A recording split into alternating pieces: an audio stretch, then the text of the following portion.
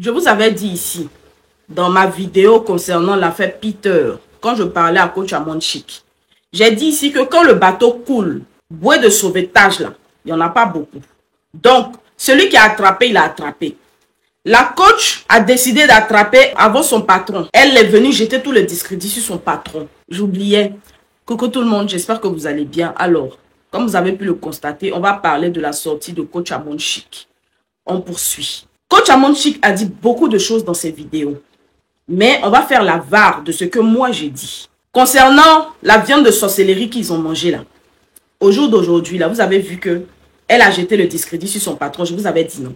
Ok. Concernant le bateau qui va couler, où chacun va se chercher là. Vous avez vu non. Elle a pris la bouée de sauvetage. Elle a jeté le discrédit sur le monsieur. Du genre qu'il coule avec son navire. Elle n'est pas dedans. Je vous avais dit. Troisièmement, ce qu'elle racontait sur le plateau là. Il y avait quelqu'un dans les oreillettes qui lui dit, pose telle question, fais comme ci, fais comme ça. Avant même de rentrer dans quoi que ce soit, de dire quoi que ce soit. Les enfants n'ont pas à payer le prix des agissements de leurs parents. Vous qui faites ça là, Dieu n'aime pas ça.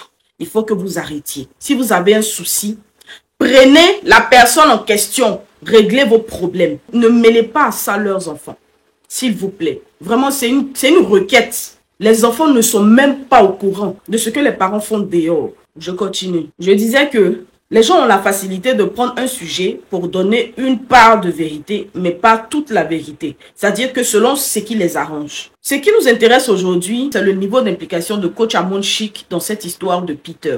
Dans son récit, là, dans ce qu'elle expliquait, coach Amonchik nous a dit clairement que la saison 1 de l'émission, c'était elle qui choisissait les invités. C'est elle-même qui les appelait, elle les contactait. Elle dit que la saison 2, ce n'est pas elle qui choisissait les invités et que c'est, on va dire, c'est le patron. Globalement, c'est le patron qui choisissait les invités selon ce qu'elle a dit. Et que elle, là, un contrat, c'est un contrat. C'est-à-dire que si dans le contrat, là, ils ont mis que des gens qu'elle ne doit pas recevoir, elle est obligée de les recevoir. Et elle est obligée de faire l'émission avec. Allons pas à pas, hein.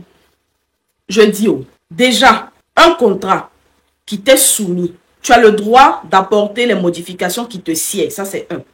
Tu as le droit de l'accepter ou de ne pas l'accepter si les modifications que tu veux apporter à ce contrat ne sont pas possibles. Si tu refuses, si vraiment la première saison, c'est toi qui as choisi et qu'en choisissant, l'émission a cartonné comme il fallait, logiquement, en tant que la vedette de cette émission-là, si tu dis que tu ne veux pas un tel ou un tel, ce tel ou un tel-là ne viendra pas. Est-ce qu'on est d'accord jusque-là? Parce que c'est toi.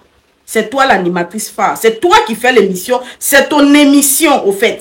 Elle est peut-être aménagée pour faire plateau télé, mais de base, c'est ton émission à toi. Donc, tu as le droit de dire, je veux qu'on procède ainsi.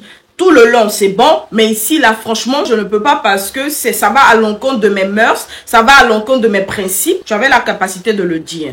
Si le contrat t'était soumis avant même que les émissions ne commencent. Mais non, à la base, ici, on vient pour chercher Jay. Donc, du coup, on a regardé le Jay et on a fermé les yeux sur cette histoire de mœurs, de principes. Donc, quand tu fermes les yeux sur les histoires de principes, c'est pas nos principes, hein, ce sont tes principes déjà pour commencer. Quand tu décides de fermer les yeux sur cette histoire de principes et que tu prends l'argent et que après tu viens t'asseoir devant nous en nous disant que non, ce sont mes principes, mais je suis obligé, même si je ne suis pas d'accord, parce que le monsieur même, je ne le voulais pas et tout et tout. Est-ce que c'est un sujet surprise que toi ils t'ont donné? Question, moi je veux savoir. Baflotage dans le couple et la personne qu'on invite, nous tous on savait ce qui allait se passer, n'est-ce pas? Tu n'es pas un enfant.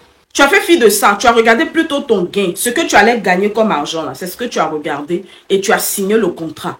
C'est-à-dire que toi, pour ce que tu viens nous dire ici aujourd'hui, concernant les mœurs, concernant non, je ne peux pas rentrer dans la vie privée des gens, je ne peux pas accepter qu'on dénigre une femme, je ne peux pas ci, je ne peux pas ça. C'est ce que tu viens nous raconter aujourd'hui, mais tu as signé pour ça. C'est comme si on te dit que oui, on envoie quelqu'un qui a commis un délit grave, mais comme il y a signature de gros cachets d'argent en bas, tu te dis ok, il n'y a pas de problème, je suis d'accord pour ça, et puis finalement tu viens, tu dis non, mais moi je n'étais pas trop d'accord pour ça, hein. Non mais moi en réalité, moi ça va, non, non, non, non, non, c'est comme s'ils ont acheté tes principes et ta conscience. Faut qu'on soit honnête. Si tu nous dis que l'émission avait déjà été préparée et le contrat t'avait été déjà donné avant même que tu n'arrives sur le plateau, parce qu'il faudrait qu'on soit honnête.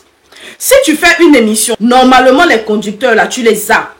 Tu sais, tu connais les sujets. Il y a un groupe WhatsApp où vous travaillez, où on vous fait part de ce qui se doit. C'est-à-dire que tout est structuré au fait. Ne faites pas comme si on vous prend, on vous dépose sur les plateaux, vous n'êtes même pas au courant de quelque chose, on vous impose des choses. Ce n'est pas vrai. Si tu nous dis que tu savais certains invités, que certains invités venaient pour faire certaines choses, mais comme c'est le contrat, tu ne peux pas parler, ça veut dire que tu troques ton intégrité pour de l'argent, ton honnêteté pour de l'argent. C'est ce que ça veut dire clairement. Parce que tu ne peux pas prendre cet argument-là pour te couvrir en disant que non, et la télé, ce sont des acteurs. Tu peux faire ton actorat, mais du moment que ça va à l'encontre de la dignité humaine, du moment que ça va à l'encontre de l'intimité d'une personne, mais là, tu stoppes. Parce que gagner de l'argent, oui, mais gagner de l'argent salement, c'est ça que tu veux nous apprendre, gagner de l'argent salement, c'est-à-dire qu'on te flanque un contrat, même si ça va à l'encontre de tes critères, mais t'inquiète pas, fais quand même, le jour où tout éclate, tu viens t'asseoir et tu dis oui, mais vous savez, c'est pas mes mœurs, vous avez même vu que j'ai essayé d'arranger, mais si, à l'oreillette là, si on te dit de poser question, c'est pas arranger, on peut pas te dire faut arranger. Et c'est ce que je vous ai dit ici. Je vous ai dit que ces prises de parole, ces prises de parole étaient millimétrées. Ça ne venait pas d'elle-même.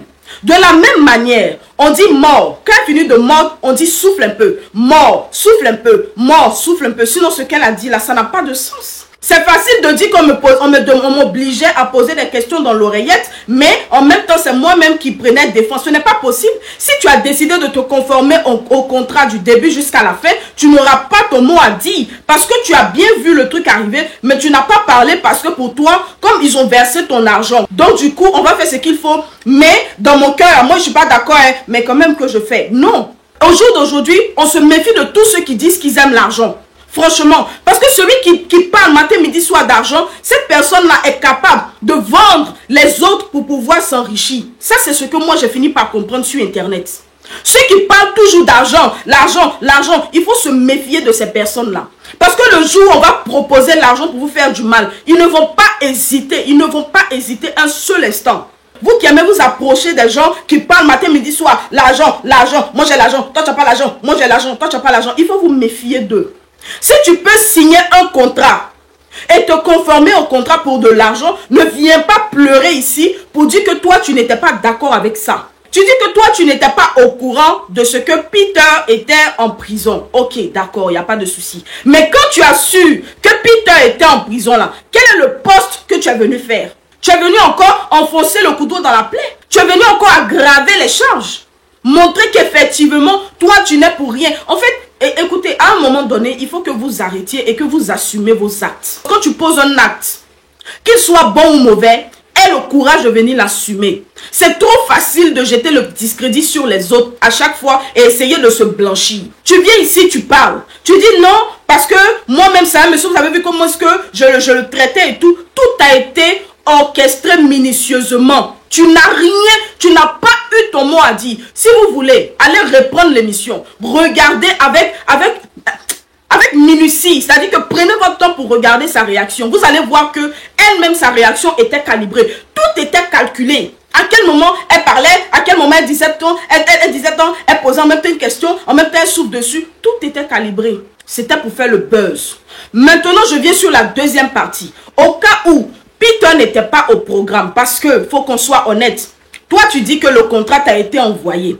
Maintenant, les circonstances nous montrent que peut-être que Peter a été un invité surprise. C'est-à-dire qu'un invité qui n'était pas prévu normalement dans le programme, mais que tu savais, toi, en tant qu'animatrice, que Peter allait être envoyé. Parce que quand ton patron a vu que les audiences étaient à la baisse, vous avez fait une réunion et vous avez trouvé la solution au problème. C'est comme ça que ça se passe normalement. Quand une émission ne cartonne pas, le directeur de la chaîne, le propriétaire, enfin, si le directeur c'est lui qui est le propriétaire, tu vas le rencontrer et il va poser des questions. Qu'est-ce qui ne va pas? Pourquoi tel ici là n'est pas comme ça? Pourquoi tel ici n'est pas comme ça? Par conséquent, quelle est la solution qu'on trouve? Donc, tu savais pertinemment que pour relever l'audience, vu que EK était là, et qu'il y avait des petits trucs autour d'elle, pour relever votre audience, pour faire un bim, fallait trouver quelque chose à la hauteur de la présence de EK. Tu pouvais même là t'opposer. Tu ne l'as pas fait parce qu'il y a l'argent qui est là. Ta première saison t'a fait rentrer de l'argent. Quand tu es rentré en France, c'est là que tu as payé ta maison. N'est-ce pas? Donc tu venais encore prendre pour encore aller là-bas. Mais sauf que là, tu as mangé viande de sorcellerie. Et puis ça a cuit sur vous. Tu avais le détail de tout et tu pouvais t'opposer à ça parce que c'est ton émission, mais tu ne l'as pas fait parce que tu as regardé l'argent. Et aujourd'hui, tu viens, tu parles de... tu commences à te... Comment dirais-je? Oui, tu commences à te vanter. Moi, je parle avec la première dame. Moi, je parle ci. Moi, je parle avec des milliardaires. Et tu minimises les autres. Il y a des années de cela, là. Ceux-là, tu ne les connaissais pas. Donc, est-ce que tu connais le lendemain de ceux que tu es en train de minimiser aujourd'hui? Ceux que tu traites de moutons. Vous voyez, le problème avec vous, c'est ça. Quand Dieu vous donne une petite élévation là, vous voulez vous asseoir, c'est-à-dire que vous croyez des surhommes et les autres sont des sous-hommes. Je suis désolée. On a vu des gens ici qui avaient des châteaux, des milliardaires à chier, qui avaient des chambres d'argent. Mais au jour d'aujourd'hui là, même pour avoir l'argent pour se soigner, ils n'avaient pas. Et ça là, c'est partout dans le monde. C'est Dieu qui donne. Et quand Dieu te donne là, faut être assez humble. Tu traites les autres de moutons parce que toi tu es quoi? Toi tu es bergère? Est-ce que toi tu es une bergère? Tu traites les autres de moutons là? Tu es une bergère? Rendez-vous tout à l'heure, on va continuer cette histoire-là. À tout à l'heure. Hello tout le monde, alors ce message est adressé à mes abonnés qui sont en Europe.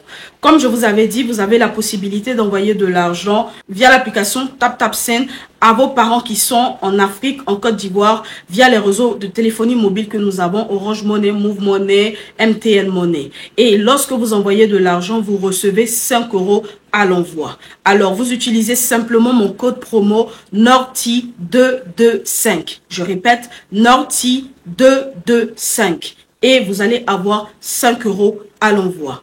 Bisous!